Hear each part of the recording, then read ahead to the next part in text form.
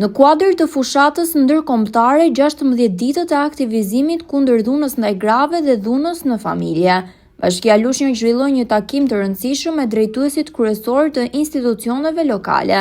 Në këtë takim morën pjesë drejtuesja e zyrës arsimore Lushnjë, përfaqësues të komisariatit të policisë, drejtori i spitalit bashkiak, punonjës social të bashkisë e të tjerë.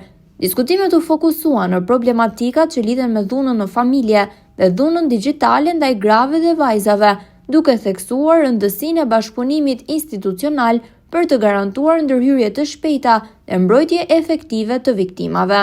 Kryetarja e bashkisë, zonja Ariselda Sefa, theksoi se asnjë formë dhune nuk duhet toleruar dhe se institucionet duhet të qëndrojnë aktive dhe të ndërhyjnë në çdo rast, jo vetëm gjatë këtyre 16 ditëve të ndërgjegjësimit, por gjatë gjithë vitit. Ky takim shënon një hap domethënës drejt një qasjeje të bashkërenduar për mbrojtjen dhe fuqizimin e grave, duke rritur përgjegjësinë e përbashkët të institucioneve për një komunitet më të sigurt dhe të drejtë për të gjithë.